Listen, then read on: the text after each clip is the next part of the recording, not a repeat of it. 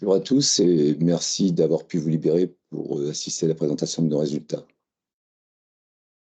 Allez.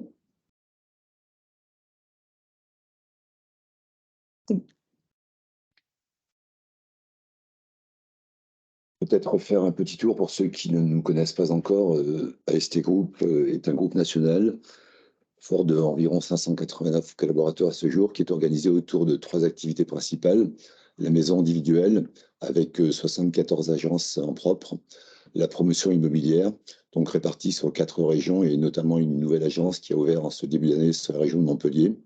Et enfin, un mode constructif industriel, notamment représenté par la marque Natilia, mais qui a ouvert une seconde usine début de cette année, globalement, on va dire, enfin début, pardon, du mois de septembre 2022, avec notamment la mise en ligne de la chaîne de production Natibox, qui est aujourd'hui forte d'un réseau d'environ une quarantaine d'agences. Alors 2022, c'est une année compliquée pour l'immobilier, mais surtout compliquée pour AST Group.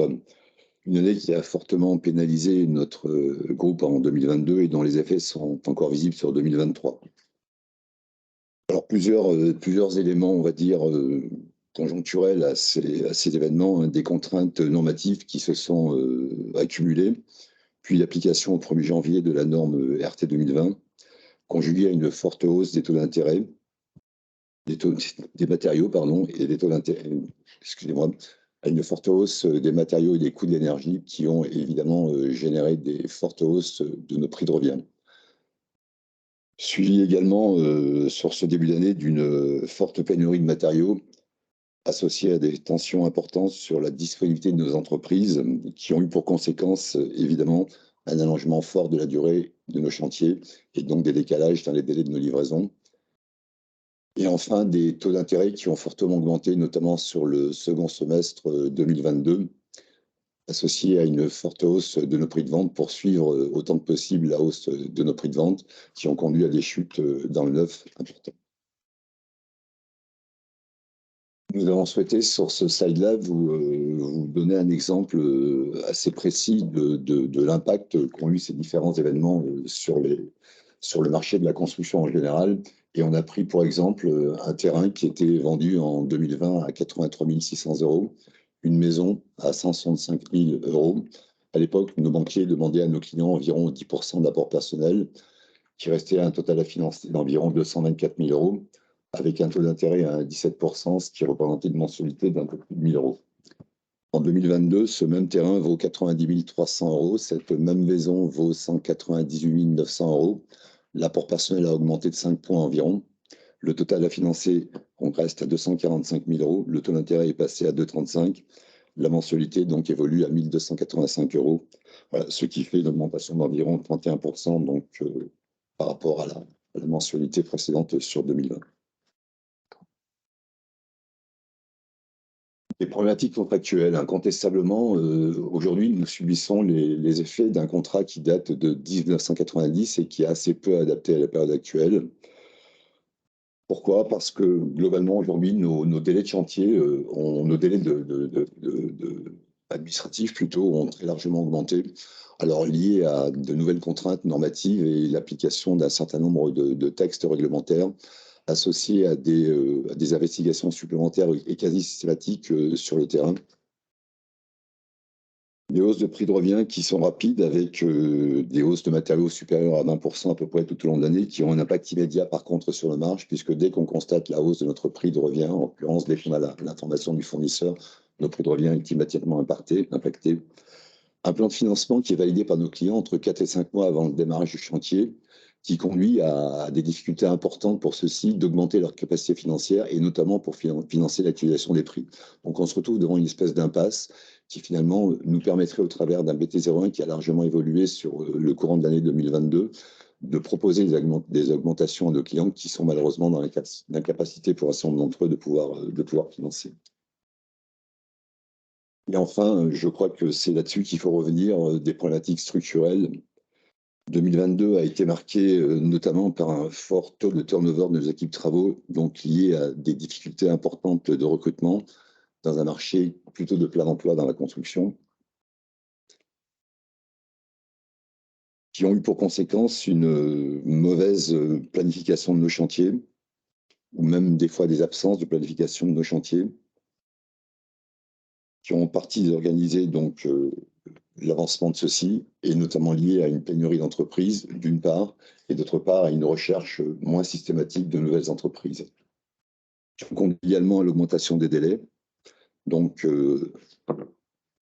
qui ont généré effectivement de fortes pénalités de retard, et qui ont également généré des problématiques liées à des litiges, des SAV, donc à une majoration des coûts qui ont entraîné des résultats fortement déficitaires sur cette année. Alors, fort de ces constats, un grand nombre de mesures a déjà été engagé sur 2022 et vont se poursuivre sur 2023. Avec en premier lieu, on a accentué fortement la formation de nos conducteurs de travaux, donc sur la relation client, sur la planification, sur la recherche d'entreprise, entre autres. Nous avons également modifié l'aide d'objectifs de nos conducteurs de travaux de manière à splitter la prime qu'ils pouvaient avoir en fin de chantier, de manière à pouvoir leur faire réaliser un chantier dans un temps donné, et à ce moment-là sanctionner chacun des avancements par un découpage de la prime, donc qui leur permet finalement d'avoir une rémunération mensuelle qui est augmentée par l'atteinte d'un résultat. On a souhaité finalement définir l'objectif non pas sur un délai global d'un chantier, mais bien sur une atteinte d'un objectif, notamment corps d'État par corps d'État. Et ensuite, un renforcement du suivi hebdomadaire de la part de nos responsables de travaux, associé à un accompagnement de ceux-ci sur le terrain, mais aussi d'outils de mesure de la performance, et notamment les engagements pris par ceux-ci dans la recherche de nouvelles entreprises, par exemple, et dans la négociation auprès de celles-ci. Bonjour à toutes et à tous. Donc, je vais vous présenter les résultats 2022. Notre chiffre d'affaires en 2022 ressort à 155,8 millions d'euros, en baisse de 2,5% par rapport à l'année dernière. Ce qu'on peut noter, c'est que dans cette baisse de 2,5%, l'activité maison individuelle ressort à 105 millions d'euros en croissance de plus de 7%. L'activité promotion et lotissement est en baisse significative de 42% et s'élève à 18,9 millions d'euros. Et l'activité mode constructive industrielle est également en croissance à plus de 10% à 31,7 millions d'euros. Ce qu'on peut toutefois noter, c'est que dans la répartition du chiffre d'affaires sur l'année 2022, le chiffre d'affaires était en baisse de 12% sur le premier semestre et il est en croissance de 9% sur le deuxième semestre. Donc, on voit qu'après un premier semestre 2022 qui est en perte de vitesse, on est en train de rattraper notre retard. Et dans cette croissance de 9% sur le deuxième semestre, on est notamment en croissance de 11% sur la maison individuelle et de 14% sur le mode constructif industriel. Cependant, et suite à tous les éléments qu'on vient d'évoquer sur les problématiques conjoncturelles, mais également toutes nos problématiques structurelles, on voit que malgré une quasi-stabilité du chiffre d'affaires, on a une très forte dégradation de notre EBITDA qui ressort à moins 5,6 millions d'euros. Et notre résultat opérationnel courant est également en très forte dégradation de 10 millions d'euros et ressort à moins 9,4 millions d'euros. Par ailleurs, dans le cadre de ces résultats qui sont fortement déficitaires, on a comptabilisé une dépréciation en partie du goodwill de notre société Ideos à hauteur de 1,6 million d'euros. Et par ailleurs, on a décidé également de déprécier notre marque Villa Trident pour transformer nos agences sur des agences Créa Concept, qui est notre marque nationale, pour faire des économies en termes de frais marketing. Tout ceci conduit à une dépréciation globale de 1,9 million d'euros qui apparaît entre le résultat opérationnel courant et le résultat opérationnel, ce qui fait que notre résultat opérationnel ressort à moins 11,3 millions d'euros. Notons toutefois un résultat financier qui est positif. On reviendra après, on a une structure financière qui est toujours très bonne et qui nous permet d'avoir un résultat financier légèrement positif. Cependant, après la comptabilisation d'un produit d'impôt lié à l'activation de nos déficits reportables, on constate un résultat net en perte de 9,1 millions d'euros. Lorsqu'on analyse la variation entre 2021 et 2022 du résultat opérationnel courant qui se dégrade, comme je l'ai dit, de 10 millions d'euros, on voit qu'on a trois éléments majeurs dans la dégradation de ce résultat opérationnel courant. Le premier, c'est un effet volume, puisqu'avec une baisse du chiffre d'affaires d'environ 4 millions d'euros, on a un effet négatif sur la marge de 1,2 million d'euros. Le deuxième impact, qui est de loin le plus important, c'est l'effet sur la marge. Et cet effet sur la marge vient uniquement de l'activité maison individuelle, puisque sur cette activité, on a pâti de deux choses problématiques, c'est l'augmentation des matériaux et des problématiques de qualité sur nos chantiers, ce qui a eu un impact sur le taux de marge en maison individuelle de quasiment 7 points, avec un impact sur le résultat opérationnel de 5,5 millions d'euros. Et enfin, le troisième impact est lié à des dotations aux provisions qu'on a comptabilisées dans le cadre de provisions de pénalités de retard et de services après-vente, litiges, qualité, ce qui a un impact de 2,1 millions d'euros sur les dotations aux provisions. Un point sur les évolutions de charges externes et de charges de personnel qui sont essentiellement à des effets d'inflation, aussi bien sur les salaires que sur l'énergie.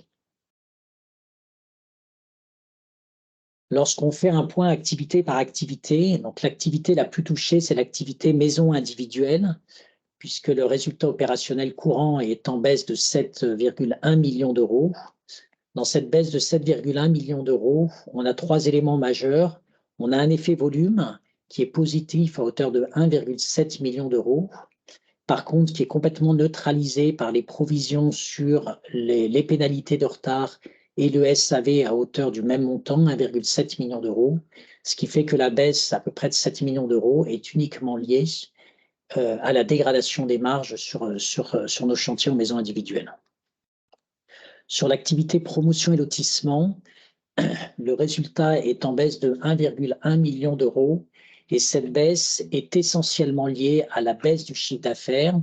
Alors, on avait anticipé cette baisse de chiffre d'affaires liée à la baisse des compromis et des signatures qu'on avait effectuées les années d'avant. On verra un petit peu après qu'on est en train d'avoir une augmentation de nos ventes et une augmentation de notre carnet de commandes, ce qui fait qu'on a touché un point bas en termes de chiffre d'affaires et qu'on devrait être maintenant en croissance à partir de 2023. Et enfin, sur l'activité mode constructif industriel, on a une activité qui est toujours en progression. Et cela dit, on a pâti également de deux choses sur l'année 2022. D'une part, on a eu un impact sur nos marges lié également à l'augmentation des matières premières. Et par ailleurs, on a à peu près pour 1,6 million d'euros de nouvelles charges liées à l'investissement de notre nouvelle usine Natibox, qui est à quelques centaines de mètres de notre usine historique. Et donc, ces investissements vont nous permettre, on le reverra après aussi, de développer cette activité Natibox et d'avoir un retour sur investissement rapide. Alors, quand on fait justement un point sur l'activité commerciale, on voit que notre activité commerciale elle est résistante puisqu'elle est en baisse de 19% dans un marché extrêmement chahuté. Et nous avons effectué 2036 prises de commandes en 2022, qui se répartissent à hauteur de 58% en maison individuelle, 7% en promotion et 35% sur la partie mode constructif industriel. Ce qu'on peut noter, c'est que sur la partie maison individuelle, l'activité est en baisse de 24% à 1172 prises de commandes. Cela dit, la forte augmentation des prix nous a permis de limiter cette baisse en valeur à 18%. Les prises de commandes représentent 144 millions d'euros. Sur l'activité promotion et lotissement, pour le coup, suite au lancement des nouveaux programmes qui ont eu lieu en 2021 et 2022, ça nous a permis de repartir dans une activité de croissance sur les ventes, avec une croissance de quasiment 60% des ventes à 149 prises de commandes sur l'année 2022. Et enfin, sur l'activité mode constructif industriel, on est en baisse de 18%. Dans cette baisse de 18%, nous avons nos activités entre guillemets traditionnelles, Natilia et Villa Club, qui sont en baisse comme le marché de l'ordre de 31%. En revanche, notre activité Natibox est en très forte croissance. Sur cette activité, on avait vendu 22 Natibox en 2020, on en avait vendu 81 en 2021 et on a vendu 211 Natibox en 2022. Donc, on voit que c'est un marché extrêmement porteur.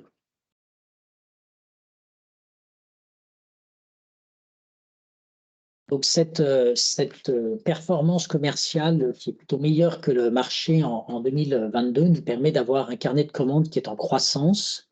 Il est en croissance sur la maison individuelle avec les 144 millions de ventes valorisées qu'on a effectuées.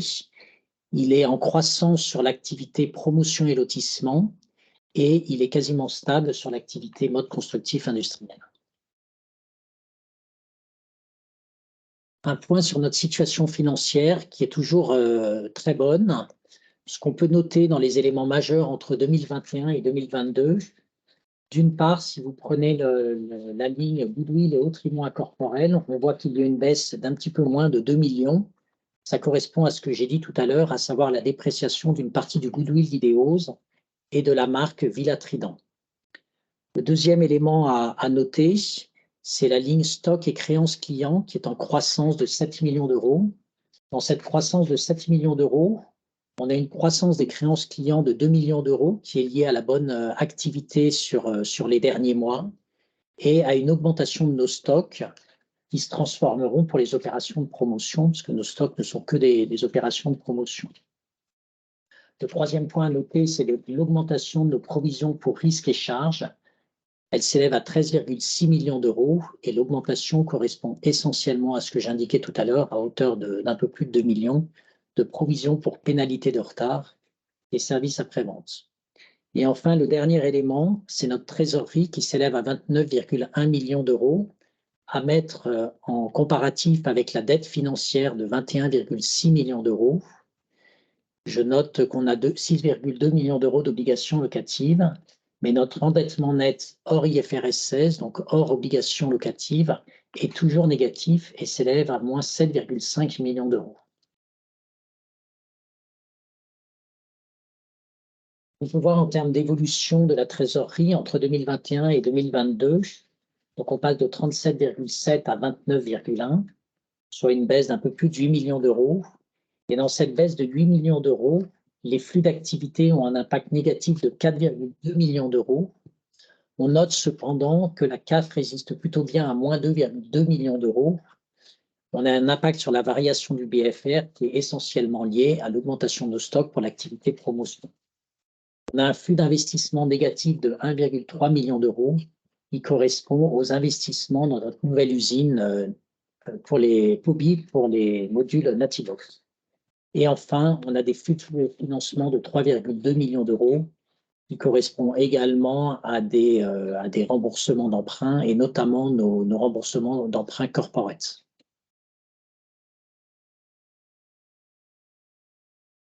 Enfin, nous avons une dette qui est extrêmement maîtrisée sur différents éléments. Tout d'abord, dans notre dette, la moitié de la dette des 20 millions correspond à des dettes de l'activité promotion. Donc, ce sont des lignes de crédit pour financer les terrains, puisqu'on a un business model qui nous permet de financer uniquement les terrains sur l'activité promotion et les encours de production sur la promotion sont financés par le BFR négatif de l'activité maison individuelle. Ces dettes pour les terrains sont contractées avec un taux variable.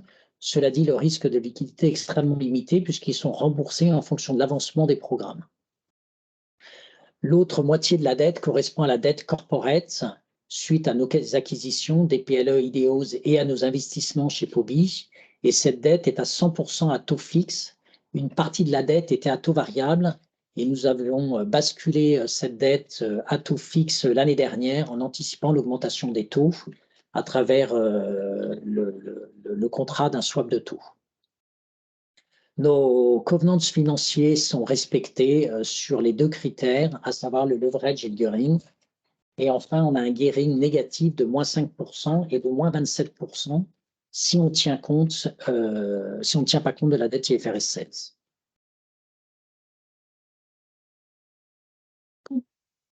Fort de ces constats, nous avons décidé de mettre en place il y a maintenant quelques mois un plan d'action qui est orienté autour de 3 axes principaux. Le premier, c'est évidemment tout au long de l'année 2022 l'augmentation de nos prix de vente et une nouvelle augmentation d'environ 2% moyenne à peu près sur l'ensemble de nos gammes sera effective dès le 1er avril. Et nous avons lancé de nouveaux produits, on reviendra un peu plus tard dessus. Également un renforcement de la proximité de nos équipes via des directions régionales. On reviendra également sur ces sujets-là. Et un plan de réduction des charges opérationnelles dont Olivier vous commentera les principaux effets. Alors, sur l'augmentation des prix, on vous a fait une courbe qui part d'avril 2021 à aujourd'hui, donc soit à peu près 2 ans. Et donc, on voit que les prix ont très fortement augmenté, puisque les prix ont augmenté de 24% en l'espace de 2 ans. Avec l'augmentation qui va avoir lieu au mois d'avril, on va dépasser une augmentation de 25% de prix sur 2 ans, ce qui est évidemment extrêmement important. Dans cette courbe, ce que vous pouvez voir, c'est que la principale augmentation qui a commencé fin 2021, ça a été une augmentation de quasiment 6 points de nos prix. C'était pour anticiper à l'époque la RE 2020. Ensuite, début de l'année 2022, il y a eu la guerre en Ukraine et les conséquences. Et on voit qu'en quelques mois, on est passé d'un point de 109 à 115. Donc, on a eu une deuxième augmentation de quasiment 6 points. Et puis après, tout au long de l'année 2022, il y a eu les augmentations des énergies qui s'est transformée sur les augmentations de nos matériaux. Et donc, on a continué d'augmenter très régulièrement les prix. Ce qui fait que quand on compare le prix de nos maisons entre décembre 2021 et décembre 2022, on est passé d'un prix moyen de 139 000 euros TTC à 164 000 euros TTC. L'objectif de ces prix, c'est qu'aujourd'hui, tous nos projets sont checkés à l'entrée au bureau d'études et l'objectif, c'est d'avoir une marge normative dans le groupe de 32%. Peut-être pour compléter ce que vient de dire Olivier, effectivement, ces augmentations de tarifs ne sont pas sans conséquence sur l'évolution des ventes et en données macro, comme chez nous d'ailleurs. Et nous avons fait le choix sur 2023 de ne pas densifier notre service commercial, de pouvoir checker très précisément chacun des commerciaux et d'ajuster en fonction de chacun la performance commerciale. Une réduction d'environ 40% à peu près de nos prospects, une augmentation de nos prix fait qu'incontestablement l'évolution des ventes sur 2023 sera fortement négative. D'ailleurs, on voit les premiers chiffres sur janvier 2023 qui sont de l'ordre de moins 32% versus un mois de janvier 2022 qui était déjà lui à moins 23 ou moins 24. Donc ce qui veut dire tout simplement, c'est que le marché s'est réduit d'environ 50% en l'espace d'une petite année. Néanmoins, dans cet environnement, on lance de nouveaux produits et notamment au travers de Natibox, puisqu'un nouveau produit a été proposé depuis maintenant et est en commercialisation depuis maintenant quelques jours. C'est une Natibox qui va ressembler finalement à une petite maison, puisqu'elle sera composée de 2 box associées, jumelées, qui seront composées de 2 chambres, de 2 salles de douche, d'une petite cuisine et d'un espace de lit. La première d'ailleurs a été vendue il y a quelques jours, une trentaine est en chiffrage auprès de nos concessionnaires. Ce sont 2 modèles qui seront définis au travers de 2 surfaces différentes, un modèle de 48 mètres carrés et un modèle de 43 mètres carrés. Un nouveau modèle de 7,50 m va venir compléter la gamme des Natibox, puisqu'on a un modèle de 6,50 m, un modèle de 9,50 m et on avait un trou important entre les deux. Donc il est aujourd'hui comblé et ce nouveau modèle sera disponible à la commercialisation début juin. Pour revenir sur le renforcement de nos équipes et leur proximité plutôt, et on l'avait évoqué il y a quelques années, ça avait été un peu difficile à mettre en place, mais c'est enfin fait. On a divisé l'ensemble de nos régions au travers de 3 grandes entités, on va dire. Le sud-est, notre région historique, le sud-ouest, donc qui est composé des centres techniques de Toulouse, Bordeaux et La Rochelle, et la Normandie et le centre. Donc pourquoi ces organisations, on va dire, divisées? Tout simplement pour avoir une meilleure proximité avec les équipes, avec la partie clientèle, de manière à pouvoir travailler plus précisément sur un service client de proximité et travailler dans des conditions qui vont améliorer fortement notre présence technique, donc avec des contrôles plus réguliers auprès de l'ensemble de ces équipes. Cela dit, nous avons également décidé de lancer un plan de réduction de nos charges opérationnelles parce que nous sommes bien conscients que nous sommes dans un marché difficile, que l'activité commerciale est en baisse et que petit à petit, elle va peser sur l'activité du groupe. Et donc, il y a quelques semaines maintenant, on a lancé un plan pour réduire de 10% nos charges opérationnelles à travers, d'une part, l'optimisation des ressources, le gel ciblé des recrutements, je dis bien ciblé, puisque sur certaines régions et notamment dans les équipes techniques, il faut renforcer les équipes pour pouvoir faire avancer nos chantiers dans de bonne qualité. On a décidé de reporter certains investissements, notamment des investissements informatiques, et de rationaliser des locaux en regroupant des équipes et en fermant un certain nombre de locaux. Donc ce premier plan, à hauteur à peu près de 10% des charges opérationnelles, soit 5 millions d'euros, a été mis en place à hauteur à peu près de 75%. Et en fonction de l'évolution de notre activité à partir du mois d'avril, éventuellement, il sera complété par un deuxième plan à peu près du même ordre, de 10% à nouveau des charges opérationnelles si c'était nécessaire. Tout ça a évidemment pour objectif de faire baisser notre seuil de rentabilité et de redevenir rentable à moyen terme.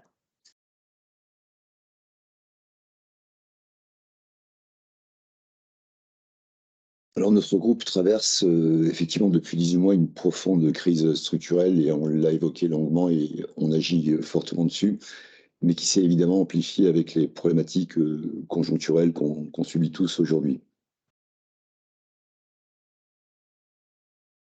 Néanmoins, les atouts pour traverser cette crise sont importants et notamment au travers de nos activités diversifiées, puisqu'on est présent sur de l'activité maison duel, activité sur laquelle on va fortement intervenir sur 2023, mais également au travers de la promotion. Et Olivier l'a dit tout à l'heure, on a plutôt touché le fond globalement au niveau de cette activité. Et on voit l'ensemble de nos engagements réalisés sur 2022 au travers de compromis signés nous permettent d'envisager une évolution fortement positive du chiffre d'affaires sur cette activité. Et enfin, notre activité industrielle, dont on a parlé très, très, très rapidement, donc juste préalablement, donc qui est encore une activité extrêmement rentable, mais des actions aussi engagées au travers donc de la restauration de nos marges avec des contrôles qui sont accrus. Et enfin, une situation financière qui reste résistante, bien que fortement impactée par ces résultats déficitaires.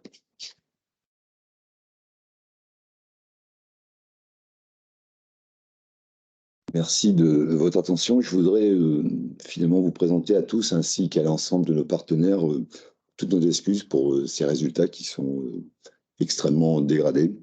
Mais sachez qu'Olivier, toute l'équipe de direction et moi-même sommes fortement mobilisés afin de pouvoir restaurer nos marges et retrouver rapidement nos meilleurs standards de rentabilité.